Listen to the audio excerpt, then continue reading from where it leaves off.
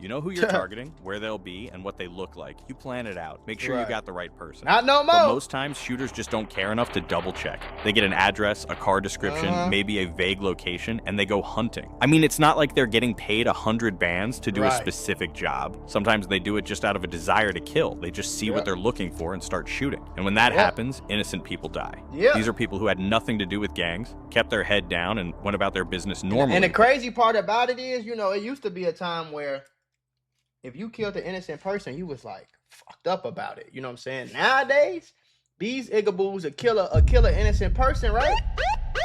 And then get on Instagram, get in the DM and brag about it. Like, yeah, that was me. Oh well, she was right there. Shit, whatever. Yeah, that was me. That was my work. Stupid. But still got caught up due to someone's stupidity. In early 2023, a Long Island community was shook when one of these poorly done gang hits took place in their own neighborhood and ruined not just the life of their innocent victim, but the lives of the shooters themselves. Stupid.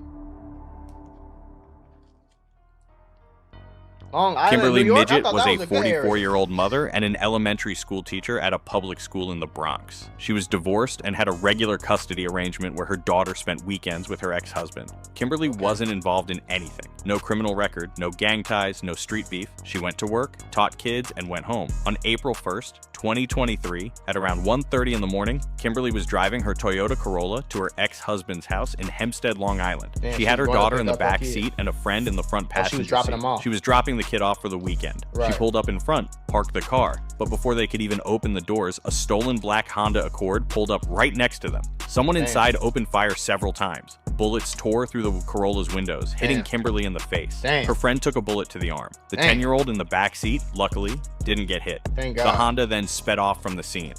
Neighbors called 911, but Kimberly died from her injuries. Her friend got rushed to the hospital with a gunshot wound to the arm, but survived. The daughter was physically unharmed, but she just witnessed her mother get murdered. Here's the thing though, Kimberly Midget wasn't the intended target that day. She had zero connection to anything that would make her a gang target. The shooters, not surprisingly, got the wrong car. Oh, so they did shoot at her on purpose, but it was the wrong person.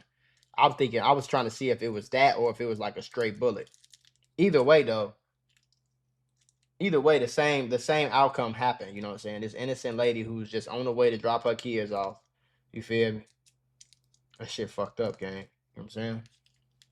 But I get dragged on the internet because I hate gangbangers. This is the type of shit y'all do, bro. Bloodhound Q50 asking why they hate me so much, bro. I seen y'all niggas kill somebody from Trap City and then go to his funeral and kill his sister for no reason. What you mean why I hate y'all? What the hell? To understand how this happened, you need to understand the gang behind it. The Bloodhound Brims, or BHB, are a subset of the Bloods. Look what happened. You need to understand the gang behind it. The Bloodhound Brims, or BHB, are a subset of the Bloods that had been running wild across Long Island since 2021. Between August of 2021 and early 2024, they were involved in 18 separate shootings, 3 armed robberies, and constant drug dealing. They were shooting at rivals' houses, robbing people, and beating people down. The gang operated like a business with a clear hierarchy. At the top was Latique Johnson, the overall leader who was locked up in federal prison in Victorville, California. But even from behind bars, he was running everything through proxies and messages. Investigators found he had over $31,000 in his prison commissary account, all gang money from the outside. Under Johnson were 2 regional bosses. Umar Berry, aka Dallo, was 27 years old and ran Nassau County out of Hempstead. Josiah Herbert, aka Loco, controlled Suffolk County. To join the gang, you had to commit shootings. If you want to move up in the ranks, you had to do a shoot. See how stupid this shit is? Y'all always ask me to show y'all exactly how to get rich on YouTube, so I made a full-blown course. It's not complete yet, but you can order it right now. There's 5 hours of content in it right now. It'll be like 12 or 15-hour full course once it's done. It'll be done by April 1st, all right? So click the link in the description, get your course, and start learning how to really get rich on YouTube. I'm not just no one-hit wonder type guy. No, I have more than 40 channels that make me hundreds of thousands of dollars all together every single month. Like, I'm checking straight bags off of this, just sitting in my crib, recording, making videos. So if you want to learn exactly how I do it, I'm showing you how to clip farm, how to edit, how to upload, how to make thumbnails, how to develop your character, how to make shorts, how to make clips, right? I'm giving you every piece of every single type of strategy that you will ever need to get rich on YouTube. So click that link. It's not a super cheap course, but it ain't expensive. It's only $150. And if you use the code MAGMULA, you could get 20% off of that 150. So go get you some money. So in order for you to join the gang, you have to shoot a nigga who you don't even know why you shooting them, or like, you see what I'm saying? This is just fucking stupid. And the fact that you niggas really go out here and be like, oh, I want to be down with the Bloodhounds. I want to be down with the Crips. I want to be down with the Hoovers. Yeah, I'm going to go take this gun. I'm going to go shoot at those guys. I don't even know why I'm shooting at them, but I'm going to do it because I want to be blood. Like, that shit is so corny and lame to me, gang. I'm sorry, bro. It doesn't matter if you hit anyone. Doesn't matter if it's justified. I ain't Just sorry. shoot at someone and you get promoted. The more shootings you do, the higher you climb. It was a meritocracy. You don't see how that's a send-off? It don't matter who you shoot at, what you do. Just shoot at a nigga so I know that you basically go shoot at whoever I tell you to shoot at, so that I know that you too stupid to think for yourself. Then I can manipulate you into going to jail for some shit that I don't want to do. I don't want to go to jail. Then I'm gonna manipulate you even more and say when you go to jail you can't snitch, so that you go to jail and I stay out because ain't nobody snitching on me. You see how this works? Violence, which made these guys insanely trigger happy because every shooting was a career move. Now here's where Kimberly's story connects to all of this. On March 31st, 2023, the night before Kimberly got killed, Umar Barry was beefing with rival gang members in the area and wanted someone hit. But he didn't want to use his own guys. So Barry reached out to Josiah Herbert in neighboring Suffolk County and asked Herbert to send some lower-ranking guys over to handle a shooting. Herbert agreed and contacted a guy named Octavius Rose, telling him to put together a crew. Rose reached out. How was it a bad drill? Hey niggas, bad drill, because nobody got hit. To Joel Badger, who was 18. Why are y'all, how stupid do you have to be to text about this shit? That's the only, like, 18 years old and a 16-year-old kid. These two were exactly the type. Other than that, y'all did what y'all was supposed to do. Just nobody got hit. I don't think so. The guys the gang targeted. Somebody supposed to be critical condition gangster. It was for y'all. For recruitment, eager to prove themselves and willing to do whatever it takes to move up. Badger and the 16-year-old hopped in a car with another gang member, Raymond Rodriguez, who was also 18.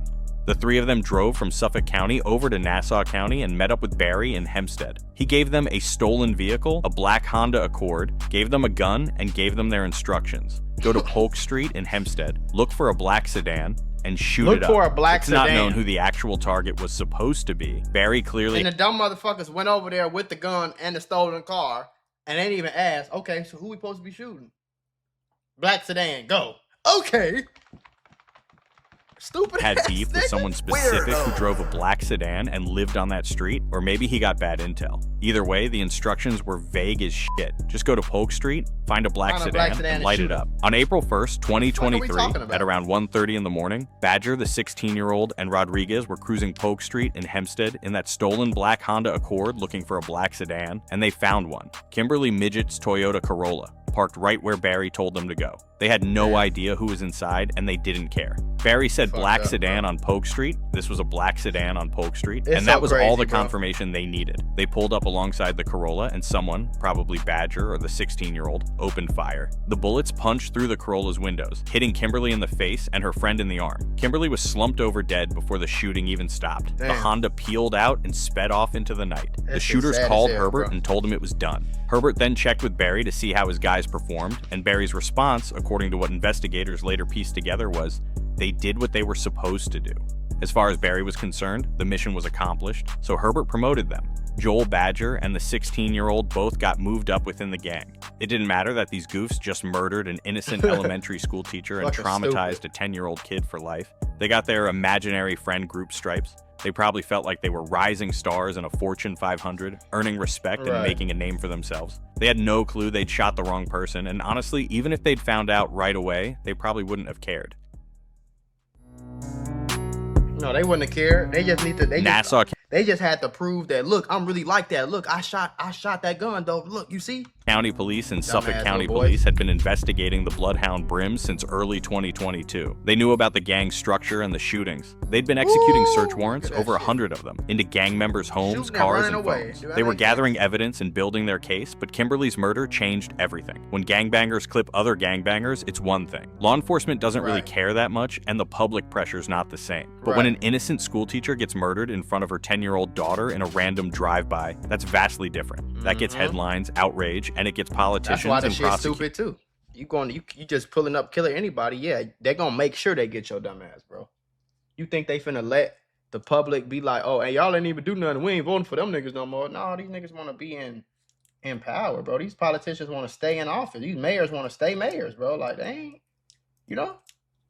Y'all ass be stupid. Putting pressure on law enforcement to solve it immediately. Nassau County Police knew right away this was gang-related, and they had a pretty good idea who was responsible. But they needed evidence to connect specific people to this specific murder. The investigation kicked into overdrive as detectives started pulling every piece of evidence. They started squeezing informants and ramping up the wiretaps, and they got results. On November 2nd, 2023, 7 months after Kimberly's murder, Nassau County detectives arrested Umar Barry at his home in Hempstead. They charged him with second-degree murder, attempted murder for shooting Kimberly's friend, first-degree assault, and 2 counts of criminal possession of a weapon. He was arraigned, pleaded not guilty, and the judge denied his bail. Then, in December of 2023, they arrested the 16-year-old shooter on the same charges. Because he was a juvenile, his name wasn't released to the public, but he was charged as an adult given the severity of the crimes.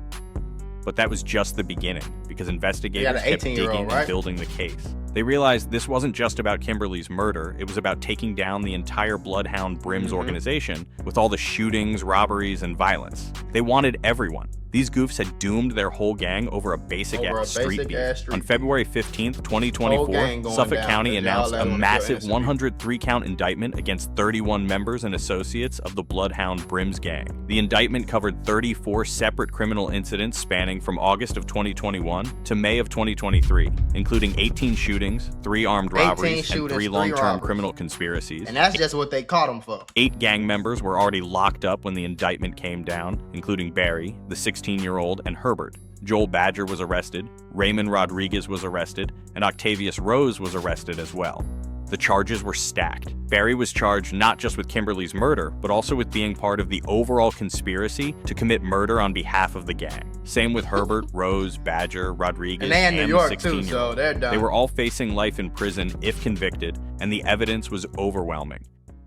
They're done. As of now, in 2026, Barry's trial still hasn't happened. He's been sitting in jail since November of 2023, waiting for his court date. Same with the 16-year-old, same with Badger, Rodriguez, Rose, Herbert, and all the others. Some of them might take plea deals and some might cooperate and testify against the others in exchange for reduced sentences. But based on the evidence the prosecutors have, most of them are looking at serious prison time. Barry specifically is facing 25 years to life on the murder charge alone, plus additional time for all the other charges. If convicted, he's probably never getting out. And all of this over what was probably the stupidest gangland beef in New York history.